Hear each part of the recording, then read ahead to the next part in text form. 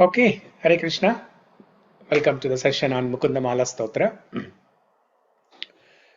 Om Namo Bhagavate Vasudevaya. Om Namo Bhagavate Vasudevaya. Om Namo Bhagavate Vasudevaya. Om Namo Bhagavate Vasudevaya. Om Namo Bhagavate Vasudevaya. Om Namo Bhagavate Vasudevaya. Om Ajnanatimirandhasya Jnananjanashalakaya Chakshurom Militam Yena Tasmai Shri Gurave Namaha. Shri Chaitanya Manobhishtam Sthapitam Yena Bhutale Swayam Rupa Kadamahyam Dadhati Swapadantikam. Vandeham Shri Guru Shri Yutapadakamalam Shri Gurun Vaishnavamscha Shri Rupam Sagrajatam Sahagana Raghunathanvitam Tam Sajivam Sadvaitam Savadutam Parijana Sahitam Krishna Chaitanya Devam Shri Radha Krishna Padan Sahagana Lalita Shri Vishakhanvitamscha He Krishna Karuna Sindho Dina Bandho Jagatpate Gopesha Gopika Kanta Radha Kanta Namostute Tapta Kanchana Gaurangi Radhe Vrindavaneshwari Vrishabhanusute Devi Pranamami Hari Priye Vanchakalpatarubhyascha Kripa Sindhubhya eva cha Patitanam Pavanebhyo Vaishnavebhyo Namo Namaha. Jai Shri Krishna Chaitanya Prabhu Nityananda Shri Advaita Gadadara Shrivasadi Gaura Bhakta Vrinda Hare Krishna Krishna Krishna Hare Hare Hare Rama Rama Rama Hare Hare. Shri Krishna Kathamritam ki jai. So before we discuss Mukunda-Mālā-Stotra, I wanted to share a beautiful verse from Narayaniyam that explains the glories of Krishna Katha and Krishna Smarana. Narayaniyam is a commentary on Srimad Bhagavatam. Srimad Bhagavatam has 18,000 shlokas and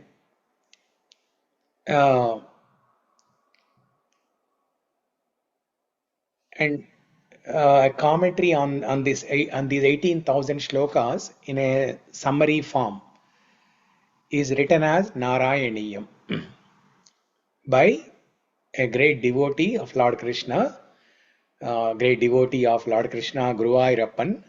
His name is Narayana Bhattadri from Kerala. So this Narayana Bhattadri has composed 100 shlokams in the form of Narayaniyam. They're grouped in Dashakam. Dashakam means a group of 10 verses. So there are 10. Prabhuji, my voice. Mute lo unda. Me voice break అవుతూ freeze అవుతూ ఉంది ప్రభుజీ. నాకు అలా ఉందో మరి అందరికి అలా ఉంది. మాకు ఓకే బాగానే వినిపిస్తుంది Prabhuji. Okay. I will check mine. Sorry. Yeah.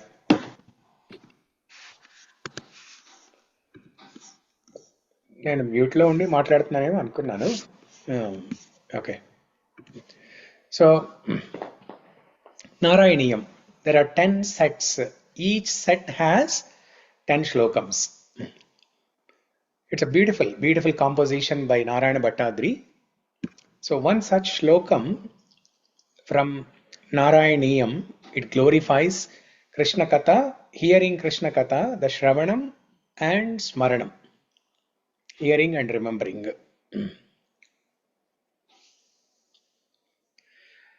So this shloka also defines what is the real wealth.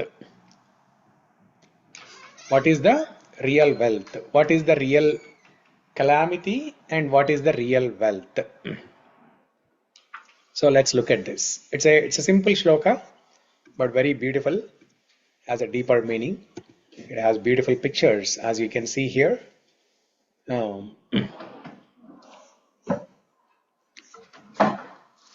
A nice contrast of material world and spiritual world. Dukkalayam ashashvatam. Material world is dukkalayam ashashvatam. People in the pursuit of. Okay, just 1 second.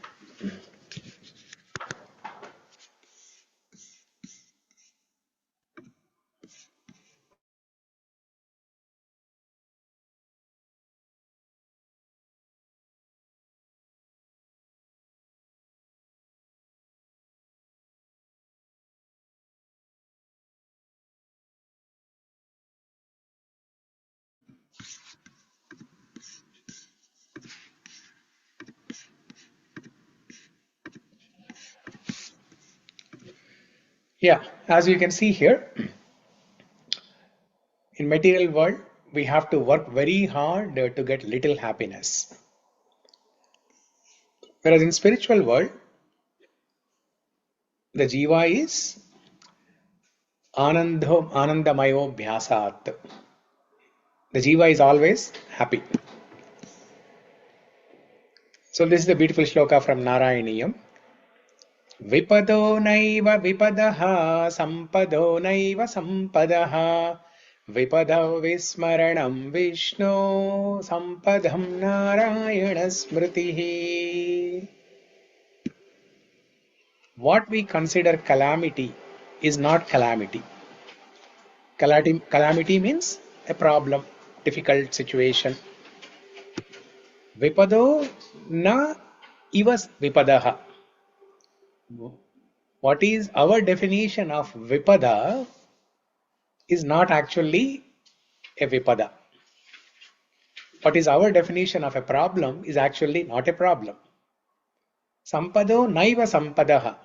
What is our definition of wealth is actually not the real wealth. Vipada vismaranam vishnoho. What is the actual problem? Actual problem is not remembering Vishnu. Sampadam narayana smritihi. What is the real prosperity?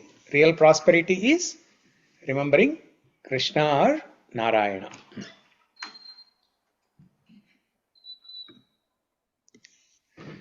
So in the material world,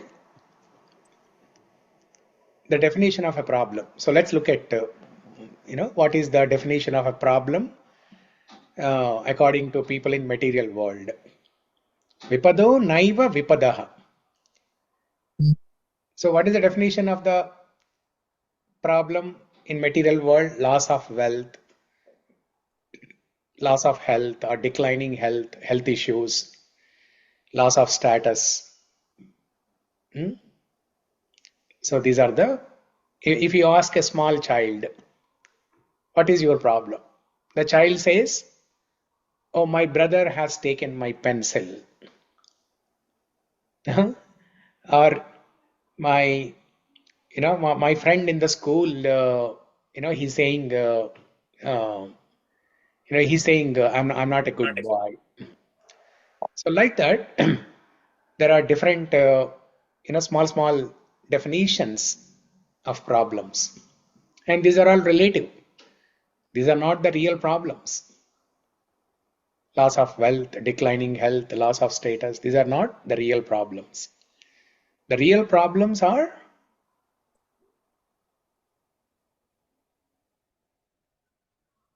an invaluable opportunity to turn to God. No.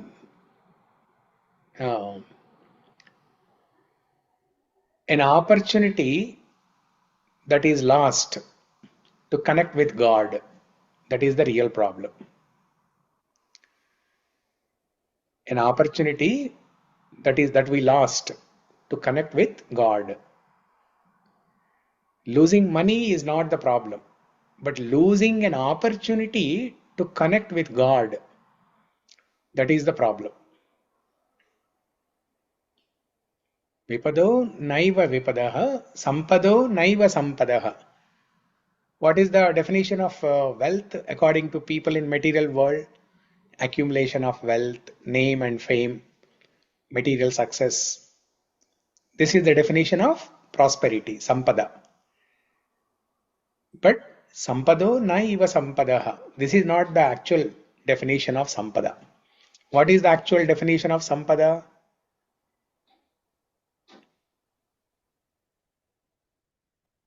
The definition of sampada is an opportunity to remember Krishna.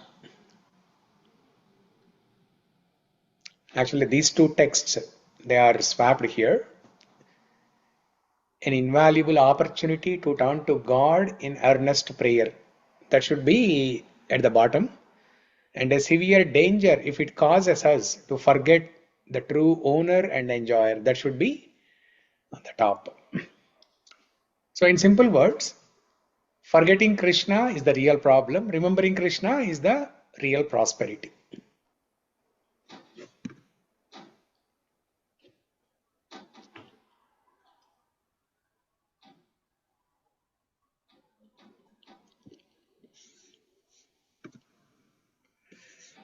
So something on the similar lines, Kunti Maharani also says about problems. How Kunti Maharani looks at the problems in life. This is part of Srimad Bhagavatam, Kunti prayers from Pradhama Skandam, Ashtama Adhyaya, Canto 1, Chapter 8. There are beautiful Kunti prayers. So sometime next year we will study Kunti prayers. So what does Kunti Maharani say? In Srimad Bhagavatam 1.8.25, Vipada santuta shashvat tatra tatra jagadguru bhavato darshanam yatsyat apunar bhava darshanam. I wish that all those calamities would happen again and again, so that we could see you again and again. For seeing you means that we will no longer see repeated births and deaths.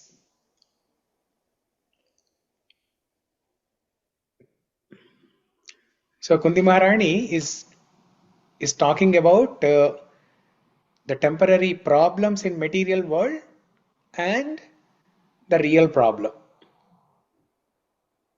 So she wants to use the temporary problems in material life as an opportunity to remember Krishna, so that the remembrance of Krishna will help us get rid of the permanent problems of life. Temporary problem means loss of wealth, loss of health, etc. So Kunti Maharani, she wants to use those temporary problems as an opportunity to remember God. And while remembering God, and by the practice of remembering God, she wants to solve the real problems: birth, death, old age and disease. Bhavato darshanam yatsyat apunar bhava darshanam. Bhava. Bhava means the cycle of birth and death. Bhava darshanam, seeing this repeated cycle of birth and death. Apunar bhava. Apunar means we will not see. When you go to any Punya Kshetram, for example, when you go to Tirupati, you climb up the hill, you take darshan of Lord Venkateshwara, and you spend some nice time there. And then after a few hours, when you are coming down, you will see a board, Punar Darshana Prapti Rastu. That means, may you have another darshan of Lord Venkateshwara again. But here Kunti Maharani is saying, Apunar Bhava Darshanam. I don't want to see the repeated birth and death. The moment we remember you, bhavato darshanam yatsya, the moment we see you, the moment we remember you. Darshanam means here not physically seeing, right? But simply remembering. As soon as Kunti Maharani remembers, or as soon as any devotee remembers Krishna, it is equal to seeing Krishna. Bhavato darshanam yatsyat apunar bhava darshanam.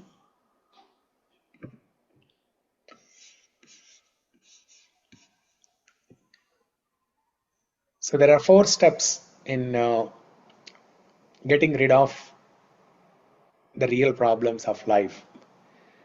Step 1 is there are problems in life. Step 2 is intense remembrance, intense prayer. When there is a problem in life, then people will pray intensely. When that 9/11 incident happened, the twin towers of America in New York, when they were collapsed. Now that is something that America has never seen before. All the spiritual places in the entire country, the temples, churches, mosques, all the spiritual places, they were flooded by people. And then after 6 months or 1 year, people forgot everything, and then they are back to their material desires. So step 1, when calamity strikes, when there are problems in life, then we intensify our prayers.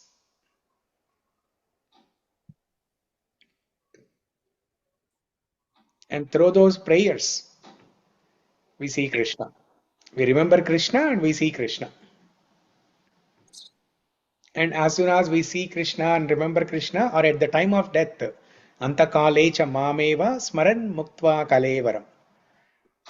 If we leave our body, at the time of death, if we leave our body remembering Krishna, then we get freedom from the cycle of birth and death.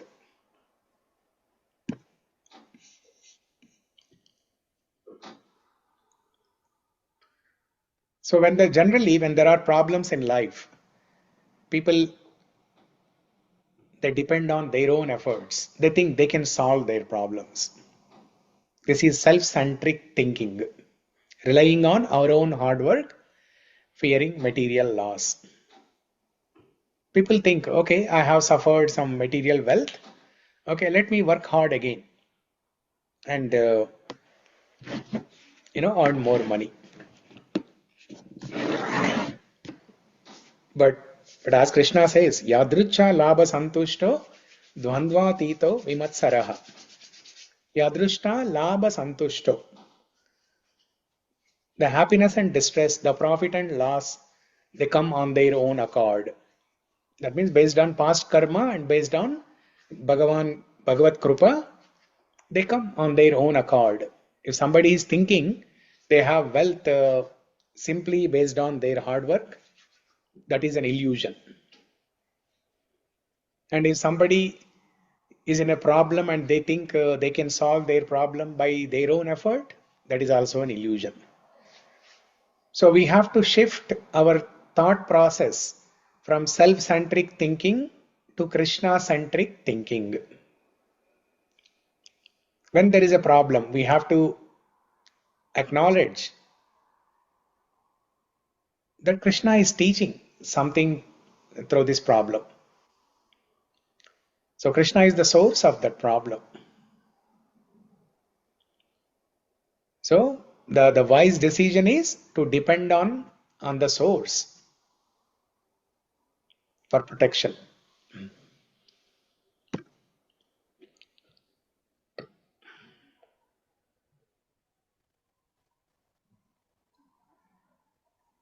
Okay, so this is a beautiful shloka from Narayaniyam that tells us how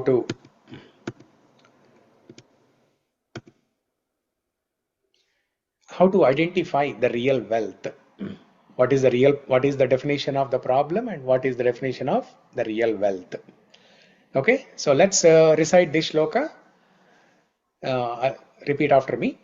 Vipado naiva vipadaha sampado naiva sampadaha. विपदो नैव विपदो नैव विपदः विपदः विपदो नैव सम्पदः Vipadaha vismaranam Vishnu sampadam narayana smritihi. विपदा विस्मरणं विष्णो सम्पदं नारायणस्मृतिः सम्पदं नारायणस्मृतिः. Okay, Sudha Mataji, Ishavani. विपदो नैव विपदः सम्पदो नैव सम्पदः विपदं विस्मरणं विष्णु सम्पदं नारायण स्मृतिः. Sarita? विपदो नैव विपदः सम्पदो नैव सम्पदः विपदः विस्मरणं विष्णो सम्पदं नारायणस्मृतिः. Shamala? विपदो नैव विपदः सम्पदो नैव सम्पदः विपदा विस्मरणं विष्णो सम्पदं नारायणस्मृतिः. Chandrakala?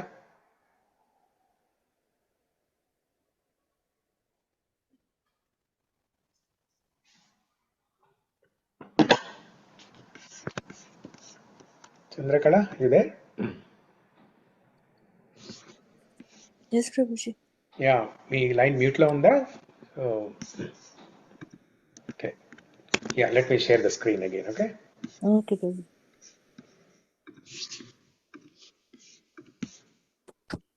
Yes, you can recite now. विपदो नैव विपदः सम्पदो नैव सम्पदः विपद विस्मरणं विष्णु सम्पदं नारायण स्मृतिः. Okay. Anyone would like to recite? Yeah. विपदो नैव विपदः सम्पदो नैव सम्पदः विपदः विस्मरणं विष्णोः सम्पदं नारायण स्मृतिः. Yeah. So this shloka is something similar to smartavyam satatam Vishnu vismartavyam na jatu chit. Always remember Krishna or Vishnu. Never forget Vishnu. Something similar to that. And then Kunti Maharani says this beautiful shloka. So repeat after me. Vipada santuta shashva tatra tatra jagadguru.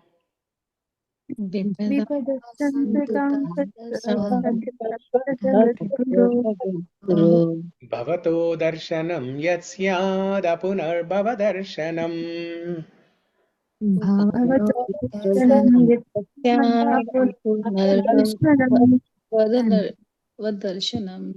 Yes. Okay. So now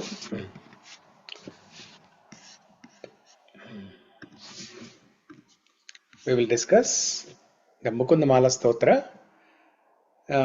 Yesterday we were discussing shloka number 24.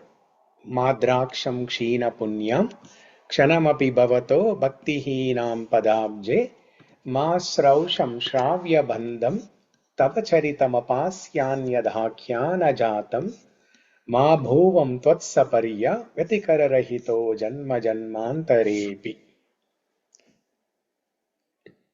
So this is the shloka we discussed yesterday.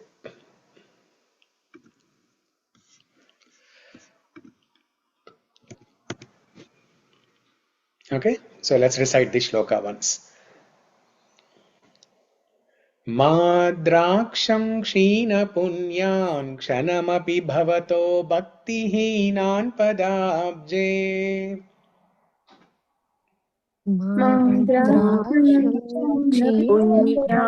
क्षणमपि भवतो भक्तिहीनान् पदाब्जे Ma shrausham shravya bandham tava charitamapasyanyadathyana jatam. स्रौषं श्राव्यबन्धं तव चरितमपास्यान्यथाख्यानजातम् मा स्मार्षं माधव श्राव्यबन्धं तव चरितमपास्यान्यथाख्यानजातम् मा स्मार्षं माधवत्वामपि भुवनपते चेतसा पह्नुवानान् माधवत्वम् अपि भुवनपते चेतसा पह्नवानान् मा भुवं तत्सपर्या व्यतिकररहितो जन्म जन्मान्तरेऽपि मा भूवं तत्सपर्या व्यतिकररहितो जन्म जन्मान्तरेऽपि. So a quick recap what we discussed yesterday. Kulshekar Alvar tells in his prayer to Mukunda that, "O Mukunda, let me not see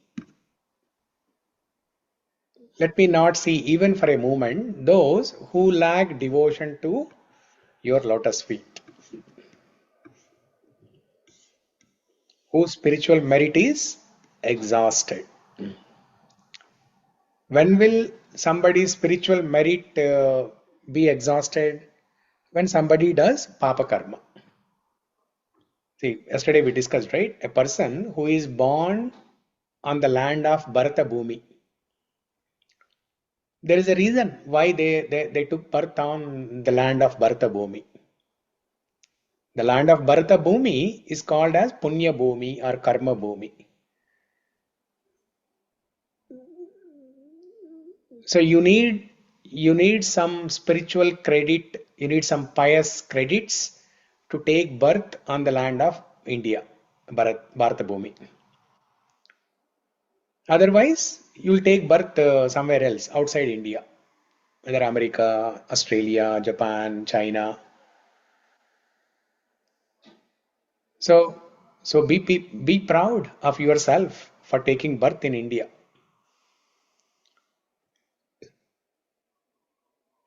Now that is good. If somebody has taken birth in India on the land of Bharata Bhumi in Bharata Varsha, that is good. That's a good news. But when will their spiritual merit be exhausted? That even after taking birth on the pious land of Bharata Bhumi, if they perform sinful activities, then their spiritual merit will be exhausted. And they are as good as demons. So Kulshekar Alvar is saying that I don't want to take association of those people. Forget about taking association. I don't even want to see them. Not even for a moment.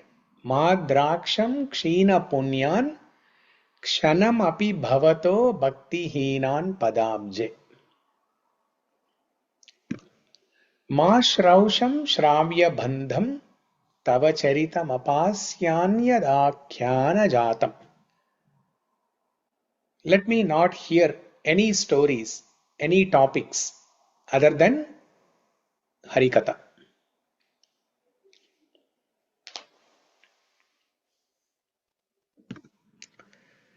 Ma smarsham madhavatvam api bhuvanapate chetasa apahnuvanan.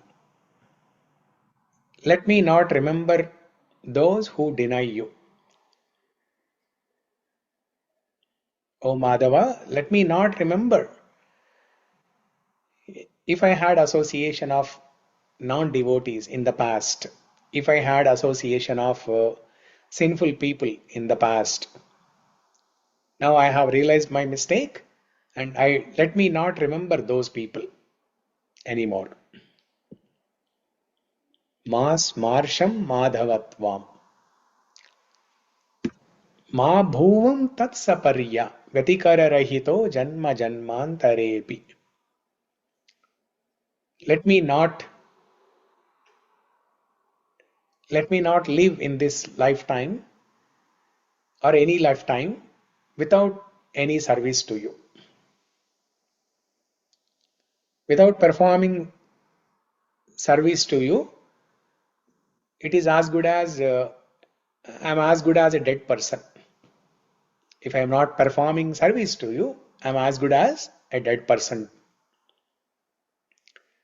So, ma bhuvam tvatsapariya vatikara rahito janma janmantarepi. So, this is what we discussed yesterday. Now, we will discuss another shloka from Mukunda-Mālā-Stotra related to the same topic, sense control. So, first we discussed shloka number 20. Jihve kirtaya keshavam muraripam. And then shloka number 24. Madraksham kshina punyan. So shloka number 20. Jihve kirtaya. Kulshekara Alvar describes the things that we have to do. Shloka number 24. Madraksham kshina punyam describes what are the things that we should not do. So do's and don'ts. Do's and don'ts.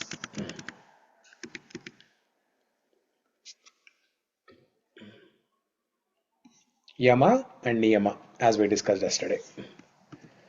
So today, another shloka.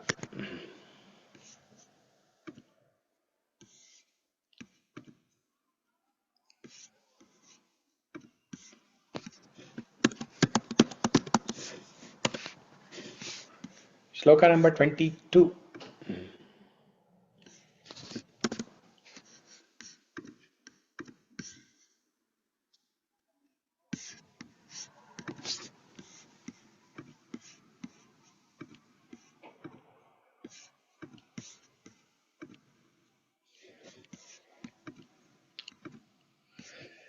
Madana parihara sthitim madīye manasi mukunda-padāravinda-dhāmni hara-nayana-kr śānunā smarasi cakra-parākramam murāreh.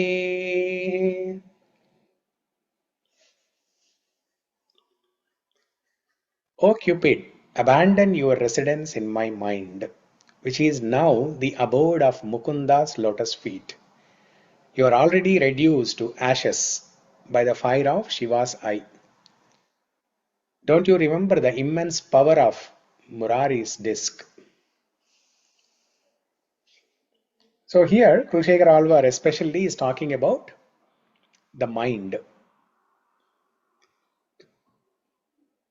The other two shlokas, shloka number 20 and 24, he has specifically talked about the five senses and also the mind. Mind is also mentioned there. But here, exclusively, he's talking about mind. Because that is where all the desires are stored. The mind is the storehouse of desires. Anything that we see, anything that I see, it is stored as a desire in the mind. Anything that the ear hears, it is stored as a desire in the mind. Anything that we smell, it is stored as a desire. An impression is stored in the mind. So the mind is nothing but a storehouse of desires, unlimited number of desires.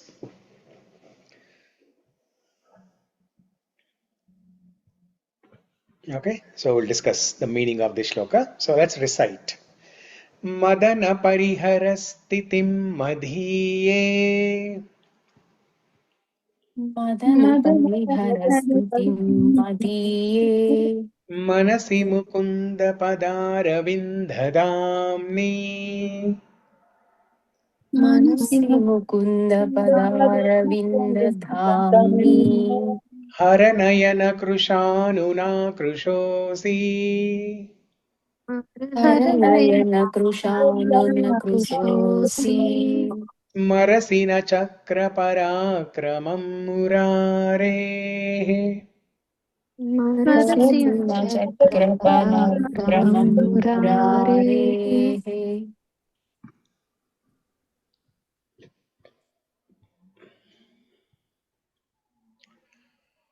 Okay, so Kulshekara Alvar, he's using an interesting analogy here. That, for example, let's say you have a house, and there's a tenant. Okay, it's a rental property, investment property. So you have given that house to rent to some tenant, and that tenant turned out to be a bad tenant. After 6 months or so, the tenant turned out to be a bad tenant.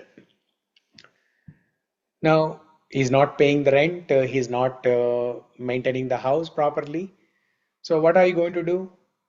After 2 or 3 months, you're going to evict him. This process of eviction is nothing but kicking the tenant out of the house and bringing a new tenant.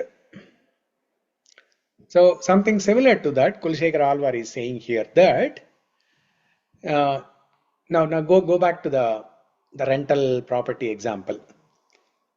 Now let's say you evicted the bad tenant and you got the good tenant. Now let's say after 6 months, the bad tenant approaches you again, saying that he wants to rent the house from you. So you'll say that,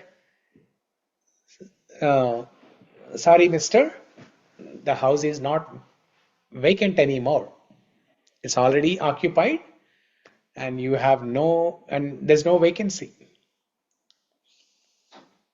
So here, the bad tenant in our life are the bad desires, the material desires.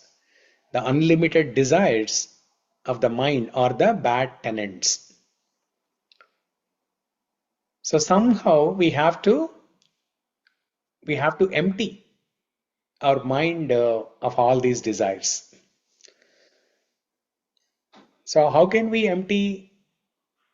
Can we forcibly, just like how a bad tenant in a house can be kicked out of the house through the process of eviction, can we forcibly do that? By force, we cannot do that. By force, we cannot remove the desires. So let's say you have a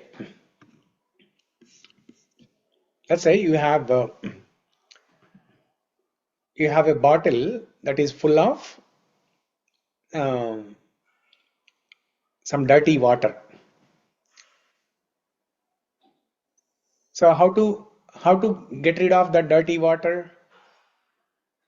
You keep on filling. There are two techniques, right? One is you empty the bottle, you get rid of all the dirty water and fill the bottle with new water, fresh water.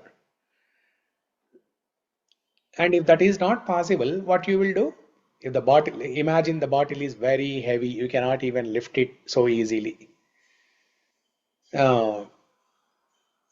So how can you get that dirty water out of the bottle? You keep on pouring. You keep that heavy bottle under a water hose, and then you keep on filling lot of water, fresh water, into the bottle, so that what happens after some time, all the dirty water comes out, and then this fresh water is filled in. So that is a easy technique. Compared to the first technique, this is easier technique. So we have to keep on filling our mind with impressions of Krishna Katha, impressions of Krishna's Saundaryam. Yesterday we discussed, right? There are 4 weapons of Krishna. What are the 4 weapons of Krishna? What are the 4 special qualities of Krishna? Leela Madhuri, Prema Madhuri, Venu Madhuri, Rupa Madhuri. Rupa Madhuri. Yeah, these are the 4 things. So we have to fill our mind with all these four things: Leela Madhuri, Venu Madhuri, Rupa Madhuri, Prema Madhuri. By constantly hearing about Krishna, by constantly thinking about Krishna, we have to fill our mind with these thoughts. Then what happens? Our mind gets filled with all these thoughts so that there is no room for anything else. There is no space for anything else. Right, Shamala? You cannot think about anything else. Other than Krishna, you cannot think about anything else. So only these thoughts will come. You open, you tap into any cell of your brain or your mind. You'll only hear Krishna, Krishna, Krishna, Krishna, Krishna, Krishna, like that. Just like how a heart beats, lub dub, lub dub, lub dub, lub dub. But a heart of a devotee doesn't say lub dub, lub dub, lub dub. It says love Krishna, love Krishna, love Krishna, love Krishna. So like that, in our mind, constantly all these thoughts are going on. So Kulshekar Alvar is saying that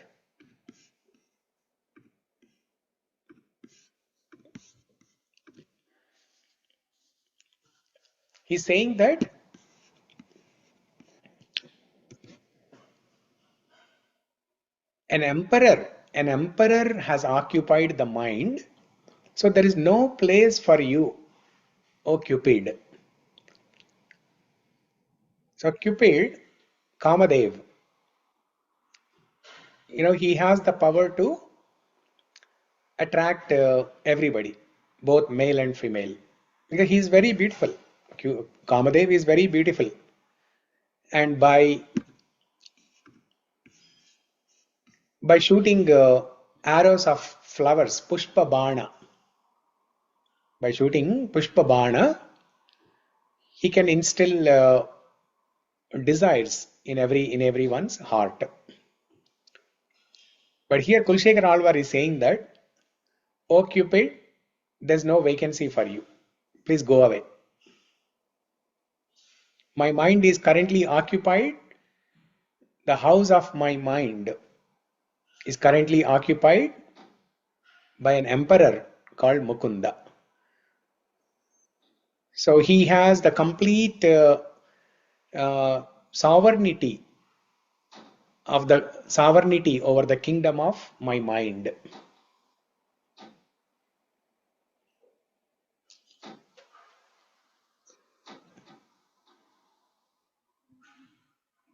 And Kulshekar Alvar is giving two warnings to this Cupid. What are the two warnings? He's reminding the Cupid of two incidents in the past, how Cupid was defeated when Cupid tried. So first incident, there is a story of Lord Siva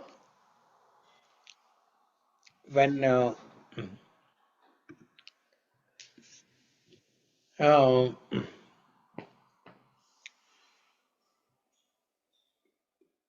when Indra wanted the help of Lord Shiva to kill a demon called Tarakasura. There's a demon by name Tarakasura. Tarakasura, with his tapas, he got a boon that he can only be killed by the son of Lord Shiva and no one else. And at that time, Lord Shiva was not married. Then Indra and Lord Shiva is in deep meditation. In Kailas, Lord Shiva is in deep meditation. So Indra, now all the devatas, Indra and all the devatas in Swargaloka, they're all afraid of the torture created by this demon called Tarakasura. So they want to stop it. They want to kill him. But he got a boon that he can only be killed by the son of Lord Shiva. Now Lord Shiva decided that he doesn't want to get married and he is in Kailasa meditating very deeply. So Indra wants to send Cupid, Manmada or Kamadev, to Lord Shiva to instill the desire to get married. So when Indra sends Cupid to Kailasa, Lord Shiva, by opening his third eye, he burns Manmada into ashes.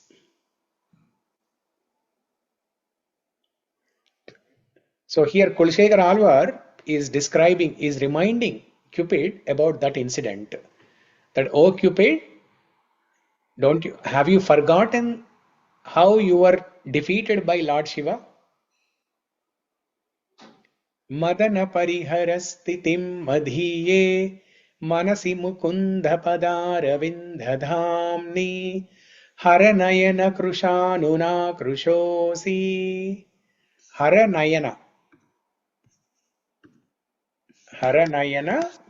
śānunā.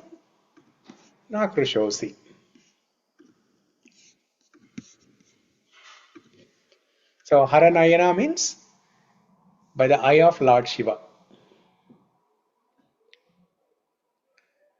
So Lord Shiva has a name, Mahadeva, Hara Hara Mahadev. Hara-nayana means, the Nayana means eyes. Hara-nayana means the eyes of Hara Hara Mahadev. Krishanu, by the fire. Krushasi, you are already reduced to ashes. Krishānunā śo'si. Madana parihara sthitim madīye manasi mukunda-padāravinda-dhāmni. Madana parihara sthitim madīye. Let's look at the word for word meaning. Madana means Cupid or material desire. Parihara, abandon. O Cupid or O material desire, you go out of my house. You vacate. I am evicting you. I am kicking you out of my house. Sthitim, your residence, occupation. Madīye, in my mind, the house of my mind. You have made my mind as your house. And you are just sitting there creating trouble to me. And I am kicking you out of my house now. Madana parihara sthitim madīye manasi mukunda-padāravinda-dhāmni. Manasi, in my mind. Mukunda, of Lord Mukunda, Krishna. Padāravinda, the lotus feet. Dhāmni, which is now, my mind has become a holy place. It has become a Dhama. Pavitra Dham. Pavitra Dham means a holy place. Like Jagannath Puri, Dwaraka Puri, Badrinath, Srirangam. These are all called Pavitra Dham. Now since Mukunda has occupied my mind, because I have filled my mind with the thoughts of Mukunda, my mind has become a temple. It is a Dhama, Pavitra Dhama. Bhakti Vinod Thakur, he writes a beautiful bhajan.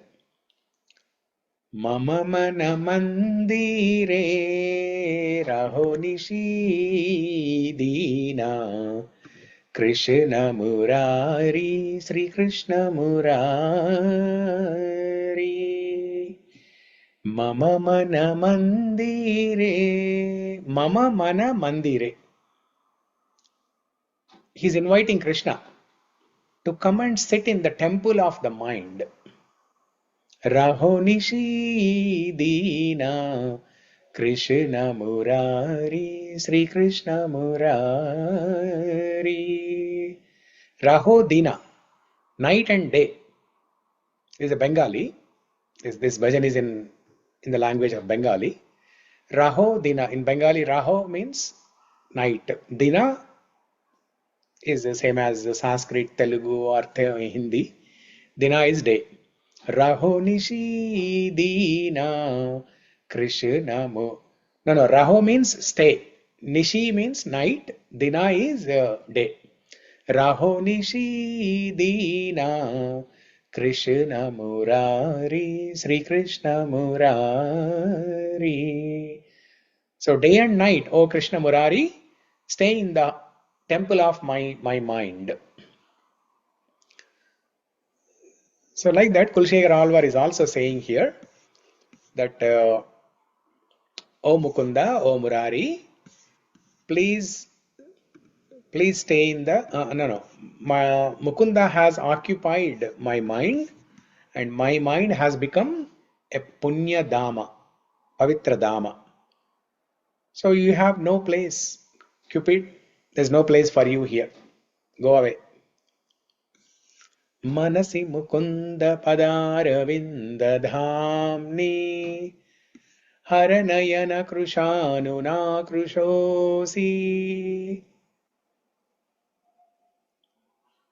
Don't forget about the fact how you were defeated by Lord Shiva, how you were burned to ashes by Lord Shiva.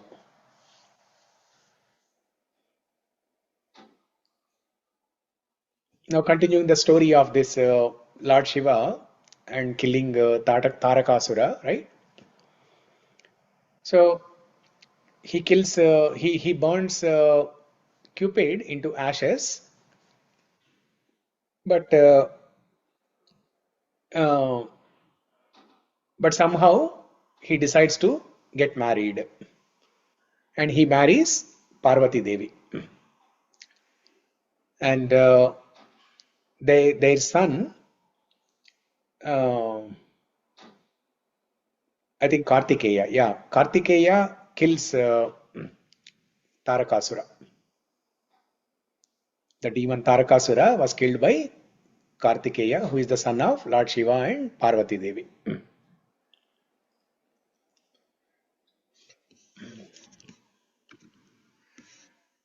Smarasi na cakra-parākramam murāreh. Now this is another incident. Kulshekhara Alvar is reminding the Cupid. One incident is how Lord Shiva killed this Cupid, and then they're going back to this thing, actually, the Lord Shiva story. Now when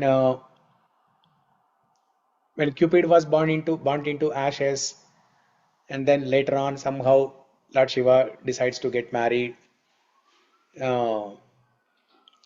then Lord Shiva forgives Cupid, and then he revives the life of Cupid. But that life of Cupid, that body will not have any limbs. That's why he is called as, Cupid also has a name as Ananga. In Sanskrit, Anga means the bodily limbs, the different parts of the body, like hand is an Anga, leg is an Anga, the head is an Anga, like that. So different limbs of the body are called different Angas. Ananga means one without the bodily limbs, one without bodily parts. So I don't know how that form will be. So maybe something like the ghost form that we see in the movies. So you'll see something moving, but you will not see the legs or hands or head. So Ananga. Okay? Ananga.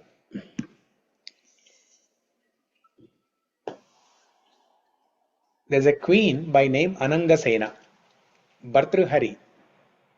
You all might have heard about Bhartruhari, who is a great poet. Bhartruhari has written Niti Shatakams, Keyuranira bhushayanti. That famous shloka was written by Bhartruhari. And his wife's name is Anangasena. Bhartruhari was actually initially a brahmachari. He as a brahmachari, he used to write Vairagya Geetam. The poetry of renunciation. And then later on he got married, and then he has written so many poems of love. He has written so many subhashitams, like Keyurani Vibhushayanti and all. So I just remembered that name, Anangasena, wife of Bhartruhari. He was a king, by the way. After he has given up brahmachari life, he became a king and he married Anangasena. Now, Kulshekhara Alvar is reminding Cupid about another incident of how Cupid was defeated by Lord Krishna.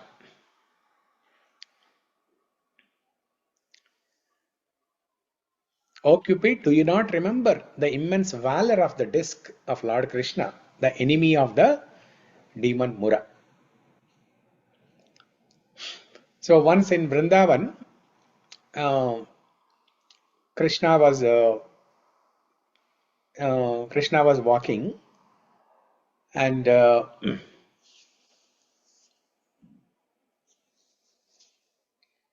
don't remember the story exactly, but I remember bits and pieces.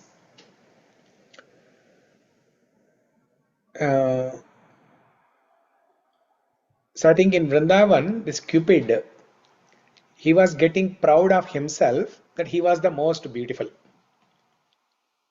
And he was causing trouble to everybody by shooting arrows of Pushpa, the Bana, Pushpa Bana, the arrows of flowers into their hearts, and instilling some desires.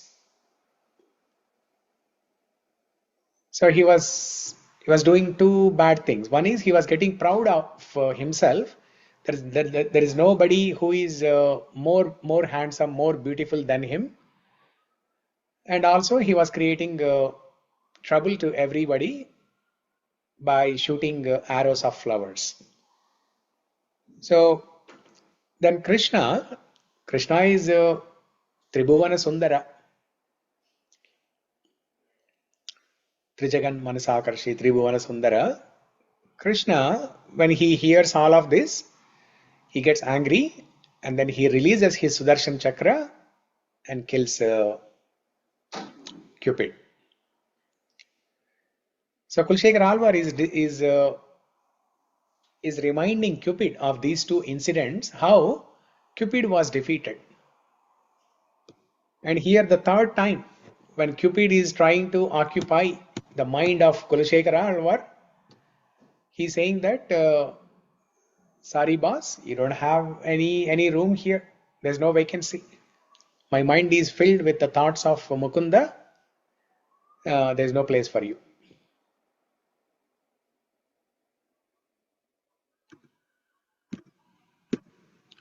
Smarasi na cakra-parākramam murāreh. Cakra-parākramam, the Sudarshan Chakra, Parakramam. Parakramam means the great strength, the valor, the power of Sudarshan Chakra. Smarasi na, do you not remember?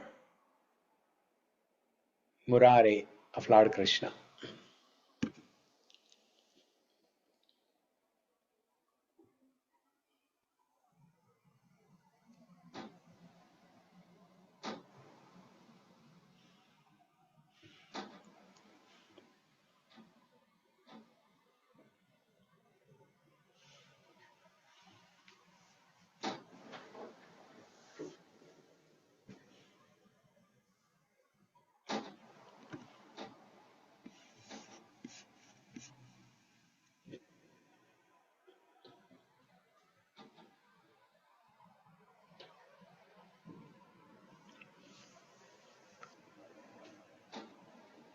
Okay. So what do we have to learn from this? When there are desires, because we cannot stop desire, right? It's a subtle thing. It's not like you close the door of your house and the desires will not come. Or you somehow uh, put a piece of cloth on your head, or you cover your entire body uh,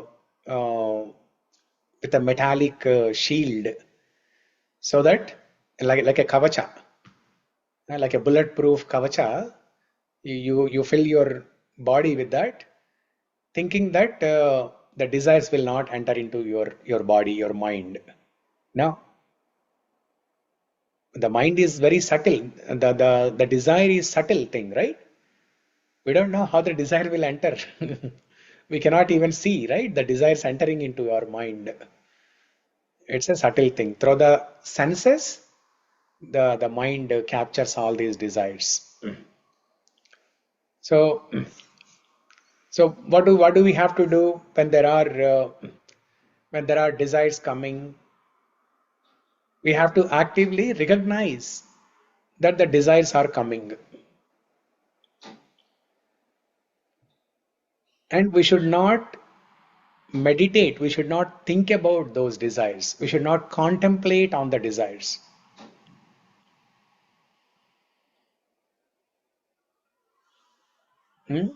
మొగ్గలో ఉన్నప్పుడే తుంచేయాలి. ఎందుకంటే ఆ మొగ్గ మళ్ళీ పెరిగి మొక్క అయితే తుంచడం కష్టం కదా.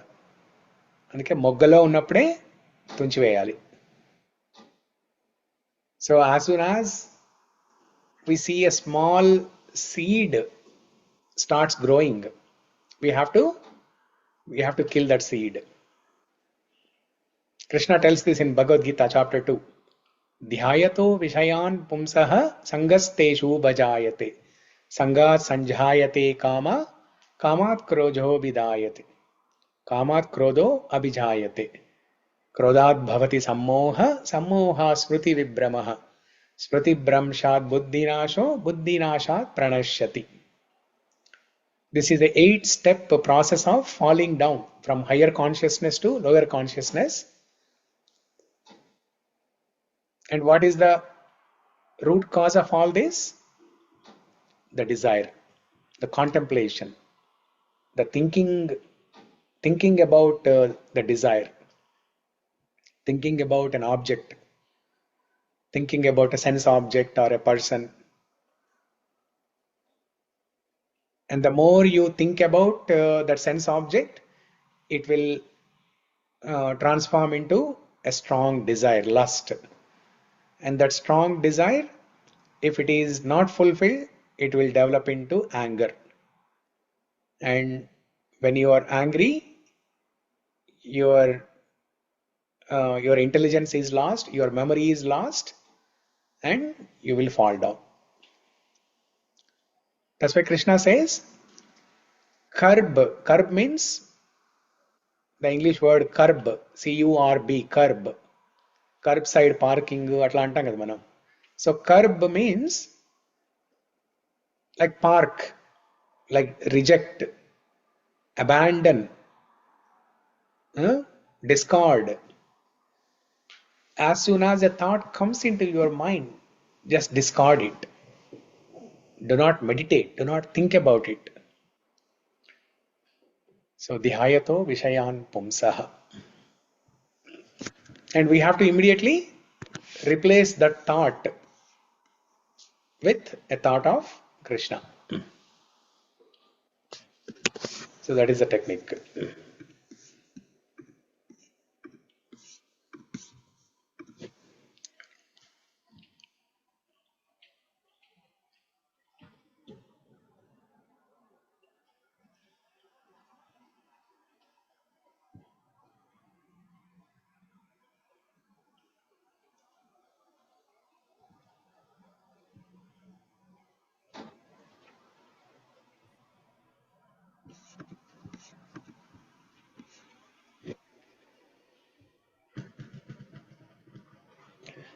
Okay, manasi, in the mind, Dhāmni in the abode, hara-nayana, the eye of Lord Shiva, Krishna, Krishnānuna by the fire, śo'si, you are reduced to ashes, smarasi, do you not remember? Parākramam, the immense valor or power, murāreh of Lord Krishna.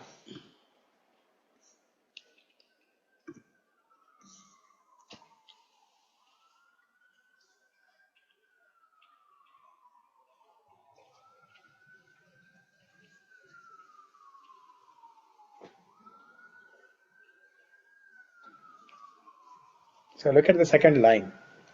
So true protection from material illusion does not arise from sheer willpower. Willpower means with our own effort, we cannot control these desires. We cannot get rid of this material illusion. We cannot control these desires. We cannot control the senses and our mind. But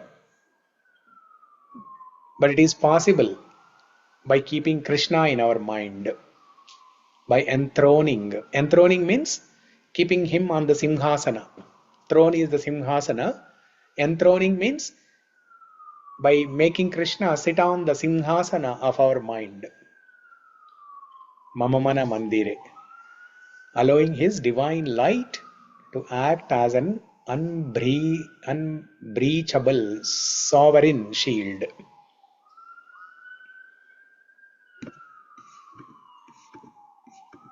Okay, so let's recite this shloka one last time, and I think we can stop with that. Madana parihara sthitim madīye. Madana parihara sthitim madīye. Manasi mukunda-padāravinda-dhāmni. Manasi mukunda-padāravinda-dhāmni. hara-nayana-kr śānunā śo'si. hara-nayana-kr hara-nayana-kr śo'si. Marasi cakra-parākramam murāreh. Marasi cakra-parākramam murāreh. Yeah. So is it clear to everybody the word for word meaning of all these 4 lines? Yes. Okay, good. So mind plays important role, no? That's why he's threatening mind. Be control. Cupid are material desires. They want to occupy. There's a competition between Cupid and Krishna, between material desire and spiritual desire. There's a competition.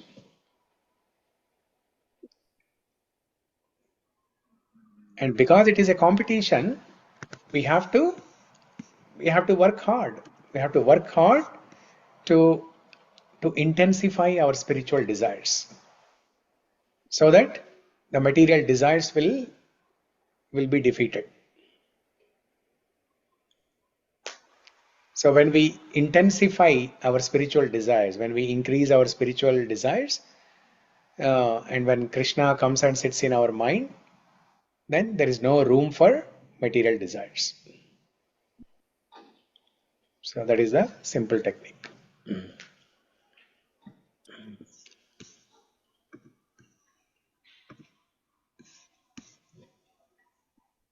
అదేనా మీరు చెప్తున్నారు Saritha? Yes Prabhuji, అంటే ముందు శ్లోకంలో మిగతా limbs గురించి చెప్పేటప్పుడు కొంచెం రిక్వెస్టింగ్ గా చెప్పారు, బట్ మైండ్ కి వచ్చేసరికి కొంచెం లైక్ థ్రెటనింగ్, ఎందుకంటే మైండ్ ప్లేస్ మేజర్ రోల్ కదా. సో థ్రెటన్ చేస్తున్నారు మైండ్ ని, you go out of my Dzire ని మైండ్ నుంచి వెళ్ళిపోమని థ్రెటన్ చేస్తున్నారు. వెళ్ళకపోతే నువ్వు మాడి మస్ అయిపోతావు ఎలా అలా నిజమే, మైండ్ కి అలాగే చెప్పాలి, లేకపోతే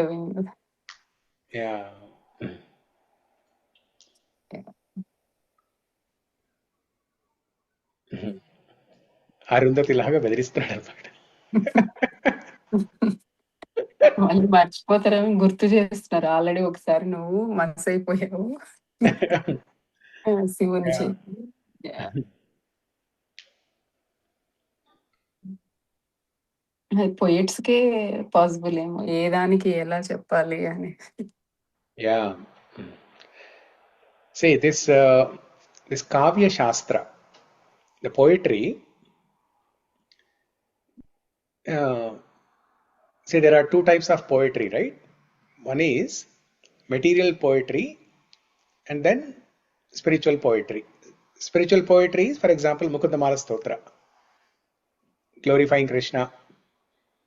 हे गोपालक हे कृपा जलनिधे हे सिंधु कन्यापते हे कंसांतक हे गजेंद्र करुणा पारीण हे माधवा हे रामानुज हे जगत्त्रय गुरो हे पुंडरीकाक्ष मां हे गोपी जननाथ पालय परां जानामि न त्वं विना. So this is a beautiful spiritual poetry. And we have material poetry. Like for example, Kalidas is one of the greatest poets. He has written something called as Meghaduta, the cloud messenger, Meghaduta. There's no devotion, there's no bhakti, there's no God, there's no spirituality in that. But still, that Meghaduta poetry has become so popular that even the pure devotees of Krishna, like Sanatana Goswami, just like Rupa Goswami, there is Sanatana Goswami, he has written a commentary on Meghaduta. So why do great devotees also study the non-devotional poetry and they even write commentaries on that? Is this Kavya Shastra, it creates emotions in our heart. The poetry creates emotions in our heart. See, whatever emotions we have in our heart, right? I mean, even before coming into bhakti, even before practicing spirituality also, we had some emotions. So how did we develop those emotions, feelings? Mostly through Kavya Shastra. When we heard some movie songs, they create some feelings and emotions in us. Now, when that Kavya Shastra is combined with spirituality, then it can create feelings and emotions for Bhagavan. That's why these stotrams are very, very, very, very powerful, very important. These are like, important tools, like weapons.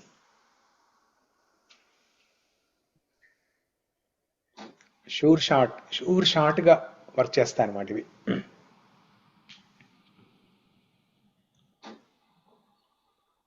Yeah. Okay. So any other questions, comments, reflections?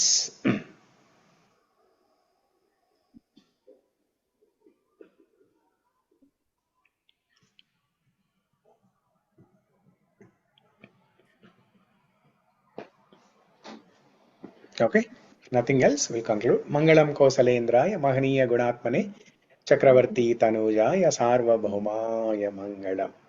Shri Mukunda-Mālā-Stotram ki jai, Kulishekara Alvar ki jai, Shri Krishna Katamritam ki jai, Srila Prabhupada ki jai. Thank you everyone for joining. Hare Krishna. See you all tomorrow.